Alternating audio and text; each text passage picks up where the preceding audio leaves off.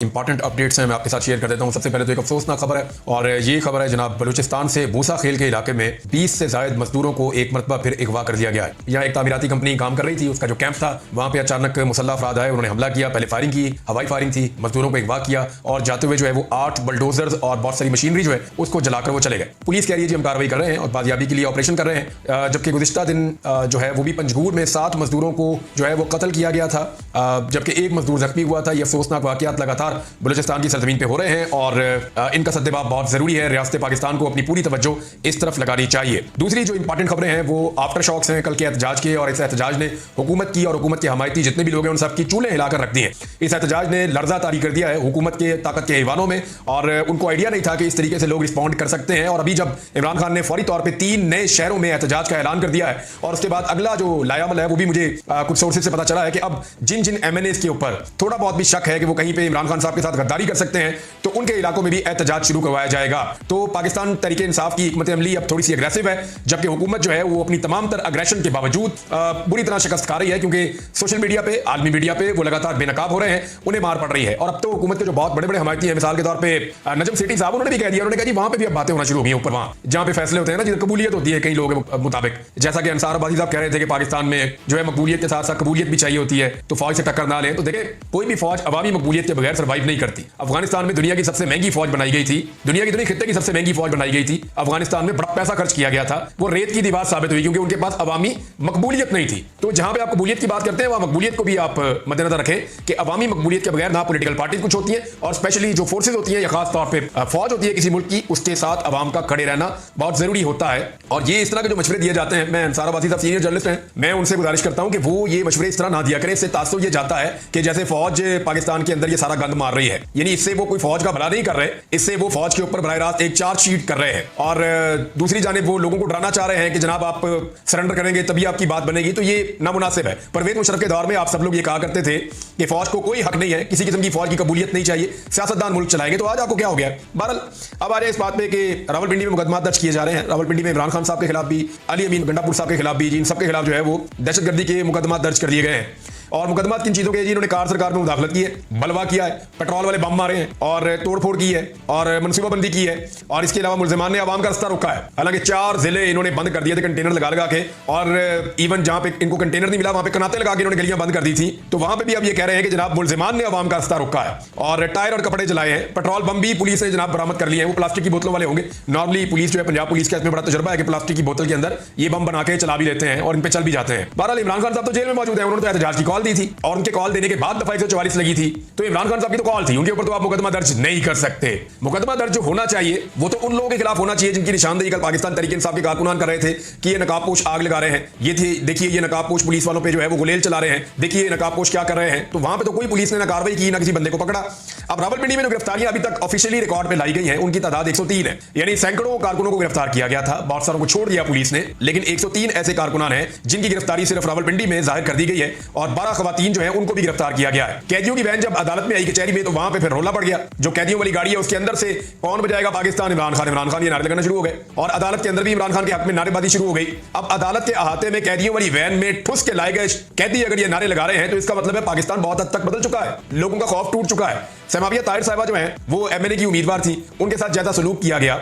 कल को मरियम नवाज या उनके जो टिकटॉकर्स का पूरा एक ग्रुप है वो कभी औरत कार्ड को इस्तेमाल नहीं कर सकेंगे। कल तक अली अमीन गंडापुर के बैठ बाजे वाले बयान के ऊपर मातम करने वाले, उन्हें यह मंजर नजर नहीं आया कि एक मेंबर कौमी असेंबली, और मरियम नवाज तो हारी हुई है, जो समाविया ताहिर वो जीती हुई है, और एक जीती हुई रुकन असेंबली का बाजू पकड़ के कैसे घसीट के पुलिस वाले लेकर जा रहे हैं, उनका दुपट्टा फाड़ा गया। उन्होंने बताया कि खालिद नाम का कोई पुलिस वाला है, उसने मुझे घसीटा है, मेरे साथ बदतमीजी की है, जबकि कुछ नकाबपोश लोग भी थे जिन्होंने बदतमीजी की, और समाविया ताहिर साहब ने सारी बात बताई है। खवातीन का 1 दिन का रिमांड दे दिया गया है, हो सकता है कि कल उनको जमानत मिल जाए, जुडिशियल कर दिया जाए या जमानत मिल जाए, या हो सकता है केस से उनको डिस्चार्ज कर दिया जाए, लेकिन फिलहाल खवातीन को जो है वो पुलिस की कस्टडी में 1 दिन के रिमांड के ऊपर दे दिया गया है। अब इसमें एक 80 साल से भी बड़ी उम्र है उनकी, कुछ लोग कह रहे थे 90 साल की है, लेकिन वो 80 साल से तो प्लस ही है, उनका चेहरा देखकर ही लगता है। वो एक खातून है, उनका नाम है जी बुजुर्ग खातून है, और रोशन बीबी उनका नाम है। उनको भी गिरफ्तार करके उनके ऊपर दहशतगर्दी का मुकदमा दर्ज कर दिया।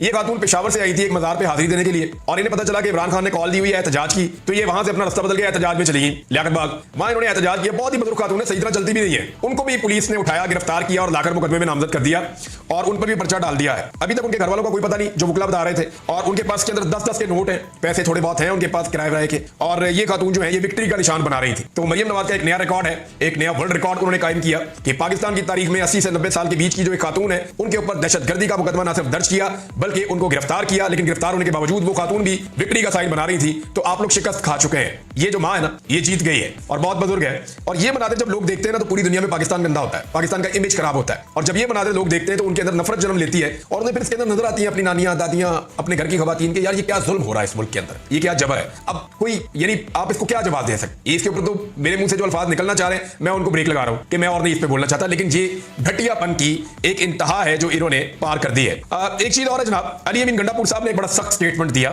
मेरी उनसे बात भी हुई है। स्टेटमेंट तो आप सारों ने सुन लिया होगा अली अमीन गंडापुर का, लेकिन जो मेरी उनसे बात हुई है वो मैं आपको चले बता देता हूं। अली अमीन गंडापुर साहब ने कहा कि जी हम निकले थे एहतजाज करने के लिए और हमने एहतजाज करना था, रावलपिंडी पहुंचना था। हमने कई जो रुकावटें हैं 3-3 किलोमीटर के बाद आ रही थी, हमने बहुत सारी अबूर कर ली और आखिरी रुकावट के ऊपर जब मौजूद थे तो पार्टी ने उस वक्त कॉल ऑफ कर दिया कि जी एहतजाज का टाइम खत्म हो गया, अब सब लोग वापस जाएं। तो गंडापुर साहब ने मुझे बताया कि हमारे बहुत सारे लोग जो हैं वो पुलिस की बैक साइड पे जा चुके थे और पुलिस बीच में सैंडविच बनने वाली थी। कोई 10 से ज्यादा पुलिस वाले पकड़े गए थे और मेरी कुछ और लोगों से बात हुई तो पता चला कि शाहिद खटक नाम के इनके एक एमएनए हैं, उन्होंने पुलिस वालों को रेस्क्यू किया और अवाम से बचाया। यही शायद वाकया है जो अली अमीन गंडापुर साहब बता रहे थे कि अवाम ने काबू कर लिया था पुलिस वालों को, लेकिन पुलिस वालों को रेस्क्यू किया है शाहिद खटक ने जो वहां पे एक एमएनए है। और हो सकता है ये 2-3 वाकयात हो, लेकिन एक वाकया तो मुझे ये कुछ लोगों से पता चला है। फिर जनाब गंडापुर साहब ने कहा ठीक है हम वापस जाते हैं, एहतजाज मुकम्मल हो गया। और जब उन्होंने वापस जाने का फैसला किया तो फिर कारकुन उनके रास्ते में आ गया, वहां उन्होंने एक तकरीर की और फिर वो वापस गए और उन्होंने बताया जी कि उनके ऊपर स्टेट फायरिंग हुई है, जो उनके 3 लोगों को गोलियां लगी हैं। बैरिस्टर सैफ जो है पाकिस्तान तहरीक इंसाफ की खैबर पख्तूनख्वा की जो हुकूमत है उसके तर्जुमान है, उन्होंने भी इस बात को कंफर्म किया कि लोगों को पुलिस ने स्ट्रेट गोलियां मारी हैं और शुक्र है कोई जानी नुकसान नहीं हुआ, लेकिन लोगों का इलाज करवाया जा रहा है। अब ये इतनी खौफनाक और खतरनाक सूरत हाल है कि स्ट्रेट फायरिंग हो रही थी वहां पे। तो अली अमीन गंडापुर साहब ने कहा जी आइंदा एक गोली को चलाएगा तो हम 10 चलाएंगे। मुझे उन्होंने कहा कि जनाब हमें इस्लामाबाद से या पंजाब से जब लोग मिलने आते हैं, ऑफिशियल आए या वैसे आए, तो हम उन्हें उनका इस्तकबाल करते हैं। बेशुमार लोग बार बार आते हैं, हम हमेशा इस्तकबाल करते हैं। ये यहाँ पे कोई पॉलिटिकल एक्टिविटी करना चाहते हैं तो हम उनको प्रोटोकॉल देते हैं, उनको सिक्योरिटी फराहम करते हैं, उनको फैसिलिटेट करते हैं। इवन जिन लोगों की शक्लों से हमें नफरत है, हमें बुरा लगता है कि वो लोग जब आते हैं, लेकिन हम for the sake of this country हम ना सिर्फ उन्हें गले लगाते हैं बल्कि उनका एहतराम भी करते हैं। लेकिन जब हम जाते हैं पंजाब की जानिब या इस्लामाबाद की जानिब तो ये हमें पत्थर मारते हैं, हमें आंसू गैस मारते हैं, हमें गोलियां चलाते हैं। तो ये बड़ी ज्यादती है, ये आप बर्दाश्त नहीं करेंगे। तो मैंने उनसे पूछा, मैंने कहा जी आपको पंजाब से गिला? उन्होंने कहा जी बिल्कुल नहीं, पंजाब में तो हम इलेक्शन जीतते हैं। गंडापुर साहब ने कहा कि पंजाब तो मेरा है, पंजाब में तो मेरा वजीर आला है, पंजाब में तो इलेक्शन मैं जीता हूं, ये तो वहां से इलेक्शन हारे हैं तो मुसल्लत किए हुए। तो जब मैं बात कर रहा हूं पंजाब में इस्लामाबाद में दाखिल होने की तो मैं उस टोले की बात कर रहा हूं जिसने वहां पे इक्तदार पे जाली तरीके से आगे फार्म 47 पे कब्जा किया हुआ है। तो ये फार्म 47 वाले भी जब आते हैं हमारे पास तो हम एहतराम करते हैं, मेहमान नवाजी में हम इनके ऊपर हमला नहीं करते, अटैक नहीं करते, क्योंकि हम यकजहती चाहते हैं। लेकिन हमारा जो हक है जब हम वो लेने जाते हैं तो ये हमें मारते हैं, हमारे प्यार का जो है वो फायदा उठाते हैं। और जब हम प्यार से इनको जवाब देते हैं तो ये हमें पत्थर से जवाब देते हैं, हमें तशद्दुद से जवाब देते हैं, गिरफ्तारियों से और मुकदमात से जवाब देते हैं, तो ये बर्दाश्त नहीं होगा। फिर जो अली अमीन गंडापुर साहब ने कहा जी कि हम बुलाएंगे जरगे, तो मेरी बात आप याद रखिएगा ये सीरियस है, ये छोटी बात नहीं है। अगर वज़ीर आला खैबर पख्तूनख्वा ने कहा है कि तमाम जरगों को बुलाया जाए और बैठ के उसके अंदर फैसला किया जाए, तो नेक्स्ट टाइम अगर कबायली साथ आएंगे अली अमीन गंडापुर के तो फिर आप कुछ कर नहीं पाएंगे, सिचुएशन कुछ और हो जाएगी। और क्या अली अमीन गंडापुर हर दफा लोगों को रोक पाएंगे, इसकी भी कोई गारंटी नहीं है। बैरिस्टर सैफ ने कहा कि हुकूमत की मनसूबाबंदी थी कोई सानिया मॉडल टाउन जैसी कोई चीज कर दी जाए। अच्छा एक और खबर है, ये फजलुर रहमान साहब के हवाले से है, क्योंकि जो नई कमेटी बनी थी ना practice and procedure committee justice Munib Akhtar वाली, उसने जो अपने मिनट्स जारी कर दिए हैं और अब कल के दिन में यानी पीर वाले दिन 11:30 बजे 11 बजे जो है वो केस सुना जाएगा 63A वाला। ये हुकूमत के पास आखिरी उम्मीद है कि 63A के ऊपर अगर तमाम एमएनएस को आईनी तरमीम में वोट डालने का हक मिल जाए और वोट की गिनती हो जाए तो फिर हम दूसरी जमातों के एमएनएस को खरीद के अपने वोट पूरे कर लेंगे, ये उन्हें लगता है। लेकिन अब इसमें मुश्किलात पैदा हो रही हैं। क्या मुश्किलात पैदा हो रही हैं वो मैं आपको भी बता देता हूं, क्योंकि अंगूर खट्टे हैं। तो फजलुर रहमान साहब ने एक स्टेटमेंट दिया और फजलुर रहमान साहब ने स्टेटमेंट क्यों दिया ये मैं आपको बताता हूं। इसके पीछे 2 मुहरिकात हैं। एक तो जनाब 300 से जायद जो पाकिस्तान के टॉप के वकील है, जो बड़े वकील है पाकिस्तान के, उन्होंने 317 के करीब वकील है, उन्होंने सुप्रीम कोर्ट और हाई कोर्ट के जजों को खुला खत लिख दिया है और उनसे अपील की है कि वो किसी भी नई अदालत का हिस्सा ना बने, चाहे वो आईनी अदालत है चाहे जो मर्जी है। खत में लिखा गया है कि नई अदालत की हैसियत पीसीओ कोर्ट जैसी होगी। पीसीओ कोर्ट में आपको याद दिलाऊं, परवेज मुशर्रफ साहब ने अपने दौर में जब सारे जज फारिग कर दिए थे तो पीसीओ के तहत उन्होंने एक हलफ लिया था और नए जज भर्ती करके लगा दिए थे। उन्होंने कहा हमारा पीसीओ है, इसके तहत जो जो जज हलफ ले लेगा तो वो जज बन जाएगा। तो बहुत सारे लोगों ने हलफ लेके पीसीओ जज बन गए थे, लेकिन फिर वो सारे फारिग हो गए थे वकला तहरीक के नतीजे में, फिर वो कभी भी जज नहीं रहे। तो उन्होंने ये वार्निंग इसलिए दी और पीसीओ का लफ्ज इसलिए इस्तेमाल किया कि जो भी जज बनेगा नई अदालत का वो वकला तहरीक के मुताबिक फारिग हो जाएगा और वकला उसको जज नहीं मानेंगे। तो जनाब उन्होंने कहा पीसीओ जज जैसी उनकी हैसियत होगी, नई अदालत का जज बनने वाले पीसीओ जज से मुख्तलिफ नहीं होंगे, यानी उनका अंजाम भी वैसा ही होगा, फिर वो कभी जज नहीं होंगे। डोगर कोड याद है ना आपको? अगर नहीं याद तो मैं आपको बता दूं कि जब पीसीओ के तहत जिन जिन जजों ने हलफ लिए थे वो सारे तारीख का हिस्सा हो गए और वकला में आज भी उनको इज्जत की नजर से उस तरह से नहीं देखा जाता। खत में यह भी लिखा गया कि तरमीम के लिए रात की तारीकी में सामने आया, नंबर पूरे करने के लिए जो कुछ भी किया गया वो सारा सबके सामने है। मुंतखब नुमाइंदे ड्राफ्ट से भी ना आशना थे, उनको पता ही नहीं था, ना वाकफ थे, उनको पता ही नहीं था कि ड्राफ्ट के अंदर क्या लिखा हुआ है।